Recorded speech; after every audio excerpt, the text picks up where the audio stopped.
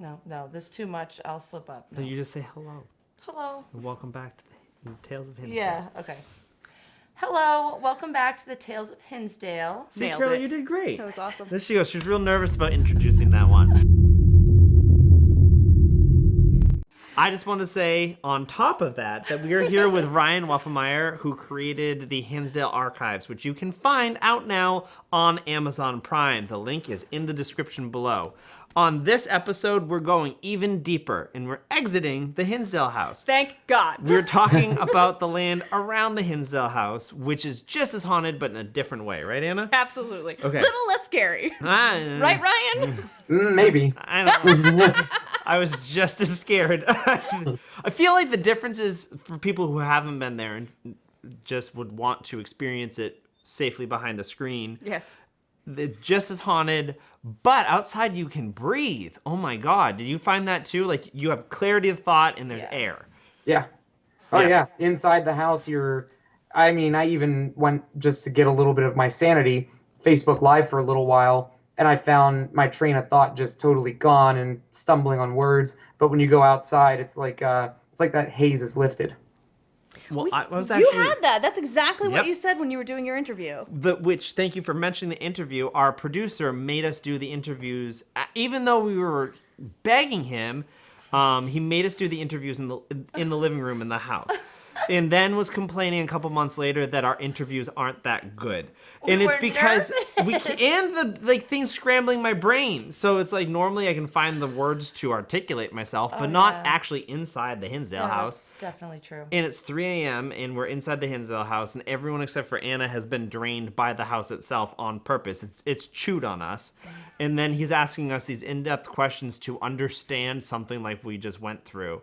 And like even now, these years later, I have trouble understanding what happened that night. Yeah, there was no way to register that immediately. Right. And then let alone inside the house while it's still digesting you. So It's like what? It's like being in the stomach of that. Was it the Sarlacc in Star Wars? You have a 1,000-year death of being digested by this sand pit. I don't know. It's like the house. So have fun with that, guys. yeah. So you were a camera woman. I was.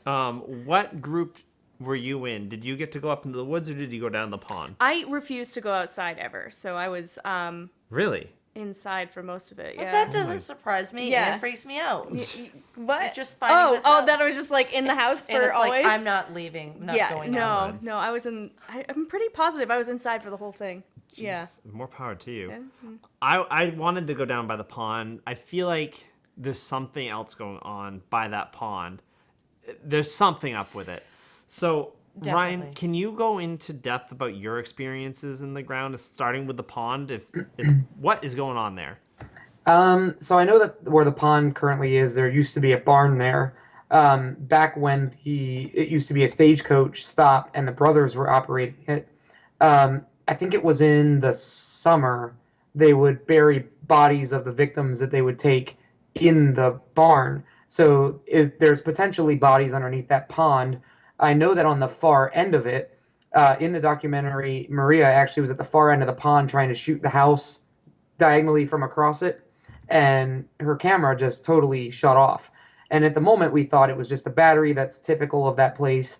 But then when I got to her, the screen was still on, but it was blacked out, and the battery was still going. There was nothing weird about the footage when I reviewed it later. So you could still actually film with the camera, but you couldn't see what you were filming. So it was like the house didn't want to be seen from that side, or it didn't want us over there.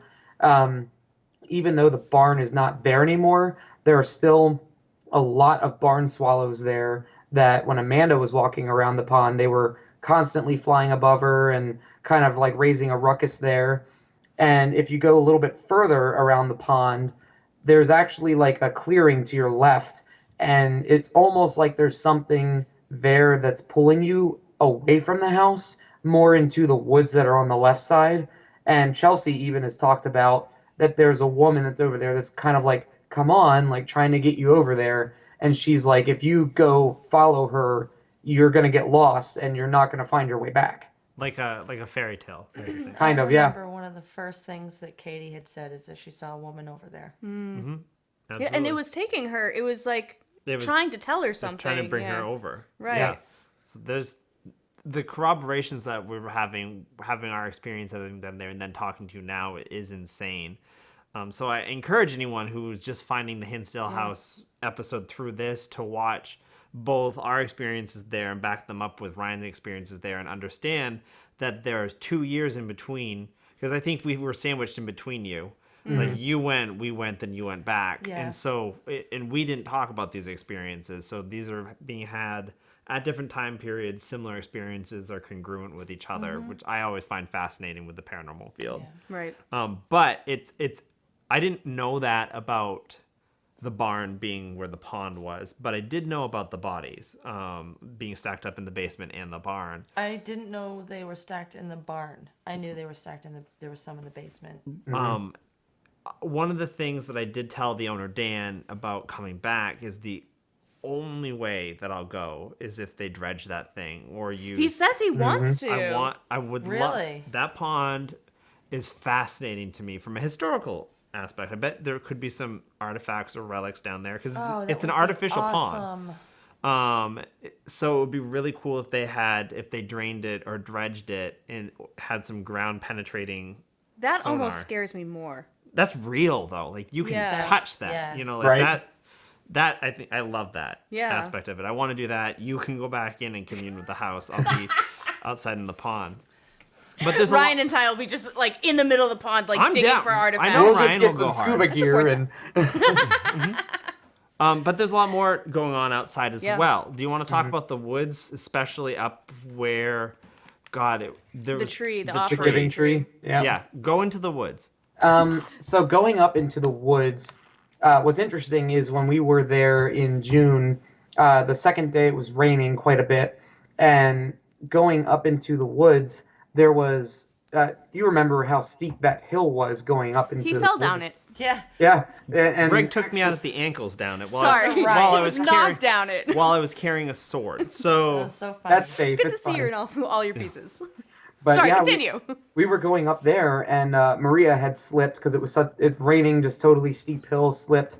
And then she got further back into the woods, filming myself and Amanda coming up, and there was a mark in the ground, so you could see like her footprints going up, and then you could see like where we had walked, Yep. and the mark in the ground was like a small human hand, but it was missing a thumb. It was only 4 fingers, and it was fresh, and it wasn't No. from her, and it it's wasn't. a It wasn't it's a from raccoon. her. It has to be because that upsets No, they me. have an opposable They thumb. have a No. thumb. They have a thumb. It was a thumbless raccoon. I It- can't deal A with thumbless this story. raccoon, sure, but yeah, like it was fresh enough that it was probably right before we got there because it hadn't been washed away yet, and there was no other like correlating footprints to it, no other marks in correlation to it, just us around it, just the stuff that we could verify.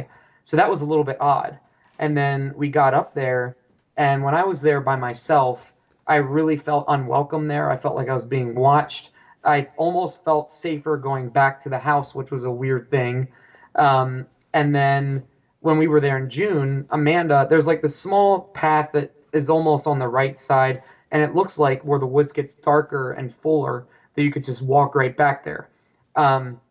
Amanda and Chelsea both talk about people, like 2 male entities being back there watching, and if you get led back there, Chelsea talks about being lost, like you'll get really lost back there. It's hard to find your way back. It almost like the woods consumes you and you end up in the middle of nowhere, and it gets really difficult to find your way back. Those woods just, it's active. It's something separate from the house. And I'm not convinced that the land, what goes on around the land, is aware of what's happening inside the house. Okay. How did you approach that in your documentary? Did you approach the house as a separate entity as the land? We approached it almost as if everything was one thing. And then in my interview with Chelsea, I asked her about, with the house having its consciousness, is it aware of what's happening on the land and vice versa? And she talks about the house having its own consciousness. And there's... Scary. Right. It's just something Terrifying. that, like, you say so.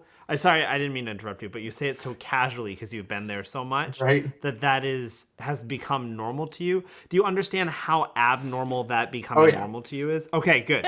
Ryan's like, I'm in it. I'm just accepting this. This is my life now. Yeah, she talks about that, and she talks about the land having shape shifting, and that it's not necessarily um, on the same plane as what's happening inside the house, so that they may not be aware of each other. I think that's so intriguing that they're congruently haunted, but like the planes between them in your Yeah. research keeps it separated. Yeah. Almost like it's on purpose, if that makes sense. I know, like, we're talking about the house like it's conscious, but it almost feels like a shell, like Yeah, this is. I agree. Yep, it's a different world inside the house. It totally is. It's It definitely almost feels like I know Clara talks about when the Dandies live there, that the house has its normal activity, and then it gets moments where there's like a bubble over it. That's just like everything's intensified. It's darker. All the weird stuff happens. It'll last a couple days, possibly. I think that the land itself, having been a long time ago, that whole area run by one Native American tribe, I think that that energy there almost bubbles it away from the house. So there's the land haunting, and then there's just like a barrier possibly from that is keeping the house separate. And then inside the house has its own activity and its own history, and then what people current day are bringing into that house, and that's festering within the walls itself. Festering. Festering. Such a good adjective. It's a good for word that. choice for it, though. Oh my gosh. I noticed in episode 5, you guys had a fire going. Yep. I'm assuming, based on my own experience there, that wasn't to stay warm. No. No. Talk about the fire and why you guys did it. So long time ago, probably 2017 when I was there, I had left a tape recorder going, and I like to use tape recorders since they're not digitally filtered. There's nothing there to really cancel any noises out. And it was in Laura's bed, and faintly you hear from a distance what sounds like a drum beat, and it gets louder and louder and louder. And actually, the funny thing is, the tape, I have a box where all these tapes are. I don't have that tape anymore. It's not in that box, and I can't find the recording of it when I translated it to digital. So that actual recording is lost at the moment, and it sounded like a drum beat getting closer to the house, and then it stops. And I was like, well, that's weird. Maybe it was like batteries dying in the recorder, some interference, something like that. And I realized later on, as I'm thinking through this, that the tape is still going, but tapes have that white noise that's always there, even if nothing's being recorded. That wasn't there. There's like 30 seconds of pure silence, and then you hear the tape recorder click off. And the closest thing I can compare that recording to is the tribe that used to rule that land. It's their Native American, their fire protection dance. And so I find that odd. And then when you were there, using that fire pit as like a protective ring. And so between that correlation, when we got there with what we were doing, especially with that portal, I was like, we're surrounding this area with black salt. We're blessing this area, and we're going to keep this fire going as a safe escape from everything going on. Good call. Good call. Really smart. I mean, that a lot went into your choice to do that. For me, it was this gripping, instinctual feeling of like, keep the fire burning. Like it was just there, and I started building it on my own. And it was like no one really even questioned it until our producer came over and was like, "What are you doing? We have to pay for the firewood." But like, are we allowed to burn this? We did pay for it, right? Yes, we did. Okay, Yeah. good, great. I don't remember that. But like, I just started building it because it was I think, and you'll understand this, and people who have gone there might understand it too. Building that fire and getting that flame going was the first time since we drove up that morning that I had felt safe. And like actually safe, like this is okay. And the bigger the fire we got, like wherever you could see the flame or whatever, it kind of just made this circle that was okay. Yep. And then Dana and Katie get into it and added like magic to it and really pumped it up. Yep. And that was our safe spot whenever one of our crew or cast, which happened one after another throughout the night, whoever dropped, they were taken out to the fire to go recover. Yep. Yep. And so when I saw you guys doing it too, I was just like, oh my God, like this is the safe zone. Like it is. So adventurers to Hinsdale, it's worth the donation to Dan to use the firewood. You mentioned portal. As you know, as we know, we hear that word so much. Mm-hmm. Tell me, one, what made you determine it was a portal, and then two, without giving explicit instructions how to open a portal, because I do not need that on my conscience. What did you guys do? Leave out like a step or two. Okay. Let's So- not summon Cthulhu. Right. So I know that when the Dandies lived there, anybody that knows that house knows that when you go up the stairs, on your left is the main bedroom, and then right around the corner is Mary's.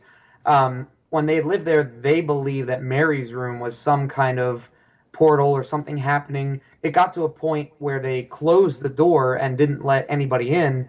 And in the master bedroom, they would hear like tapping on the door, footsteps in there, furniture rearranging. They would hear that. Mary's room is also where I've been growled at, so I know there's a lot going on in there. But the closet itself was always something that just felt different. When I was upstairs by myself, I would hear almost like pacing in it. At one point, there was a chair close to it, and it sounded like that was being moved across the floor. And right before I got there, Chelsea had an event that a few people were at, and it just so happens that in that closet there's like a full-length mirror, and somebody had just quickly pulled out their phone and just in the closet just stuck it in there, took a picture, and in that picture it looks like a hand coming out of the mirror. Nope. Do not So- want. That is actually not in the series, but it will be included in extended lengths that you can access, like bloopers and extended lengths if you're a Patreon member of mine. And That's right. You have a great Patreon page going on. I'm gonna donate so I can see that hand picture alone. So oh yeah, it's crazy. But with the night that we were doing the Well of Intentions in 2018, it just so happens that my static camera caught what literally, it's hard to hear on speaker. If you hear it through headphones, it's easier. But it literally sounds like this air pressure change, and then it sounds like somebody just falling out of the closet. And I don't know if it was there when you guys were there, but there's this little like self-balancing clown doll that moves back and forth. If you touch it, it's on the floor. It rattles a little bit. No, definitely not there when we were there. Yeah, that's there now. It doesn't move on camera, but you hear it rattling as if it got bumped. And looking through that, I put that audio through like visual spectrum, and you can see peaks that are generated in this weird spectrum that we shouldn't be able to hear. Wow. And I was like wondering about that, and I actually had texted Chelsea and talked to her about, actually sent her the clip, and I was like, what's the deal with that closet? And she's like, oh yeah, that's a portal that's up there. And that's when I actually analyzed it, and I found the frequencies that this thing was opening at, and I'm like, we're gonna open it and just see what happens. So You are braver than I. no, I to love do it. to do that, I was looking at various ways to do it. I wasn't sure about developing something that would pump out like an electromagnetic frequency at that range. But what I determined was something that'll influence both the house and us is sound. So sound is the only sense that we have that's really not filtered, and it goes directly through the auditory cortex into the amygdala. And so sound waves actually have friction. So I was like, let's resonate that house at 200 watts of power with an amp and just pump that frequency out. And in doing so, we're, with that friction, resonating the house to open it. And at the same time, with us hearing it, we are syncing ourselves to that portal. So for a brief time, us, the house, and the portal were all in sync. Same. Yeah. Yep. I like the amount of thought that you put into that. You Me know, too. like it's cool when people try to push it to another level. So definite props to you there. Yeah. I was just thinking it reminds me of an investigation that we did that I would have loved to have tried that on for season 7, but that's fine. We should talk later. Absolutely. Yes. So, all right, so you opened the portal. Did you close it? We did. What happens? Yeah. Did you close? Were you just like, I'm gonna shut this down? How does one That's close fine. a portal? So now So what we- happens? So we actually, after opening that, the experiences changed entirely. Everything started coming through, as I've talked about, with those weird frequencies, the weird visions. EVPs were practically silent.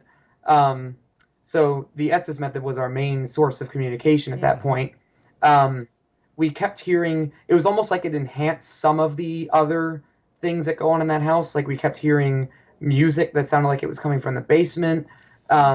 I kept hearing, I was sitting on the couch outside Beth's room, and I kept hearing talking. And actually, when the Dandies lived there, Beth frequently heard a male and a female talking outside her window. Yep. And it actually got to a point where one time Beth was asleep and her boyfriend was there, and he had heard it and was waving Clara over, and she had heard it, and she left the room and came back, and the talking was still there.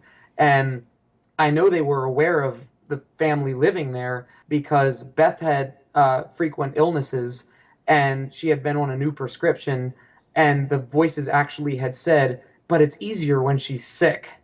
So they were Yikes. aware that she was there. So things like that were amplified, but for the most part, the typical like EVPs, even the draining feeling was kind of gone, and it was all just such a weird thing.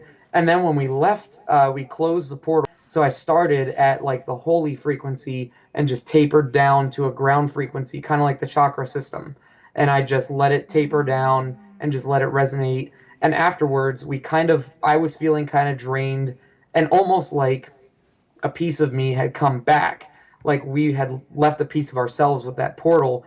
So it almost felt quiet to me. Ever since then, Chelsea actually had an entity a couple weeks later that wasn't originally at the house attack her, and they basically pushed it out of the house, and it can't come in the house anymore, but it stays on the grounds. So now I'm wondering if when we open that portal, did something come out and miss the calling to go back home, and now it's stuck there, and now we're left with the idea of, do we open it again and usher this thing Right. home and risk more stuff coming out? So now we're kind of in this like mix of what do we do to get rid of this thing? I would, before you do that, there's a new series coming out. It's one of my favorite comic books too. It's called Lock and Key. Read that before you take an action, because I feel like in a fictional sense, they go over exactly what you're just talking about. And opening it up again is the bad news bears. So Sounds like yeah. So, but so we only have a few more minutes left. But I wanted to ask, as Ryan, what are some of the biggest highlights in your mind from a paranormal sense of your own experiences or what you caught there? I'm gonna say that what the biggest thing was the perspective of when I started at that house. I was going just like anybody else that's into paranormal with that perspective of just spirits, and then that has grown and translated into there's more than that here. There's other things potentially going on that are possibly cryptid related, possibly alien related, spirit related, and it's a collaboration of all of that, and it's really grown my perspective of, instead of paranormal being spirits, that what if paranormal is everything and it's all in the same, and Yeah.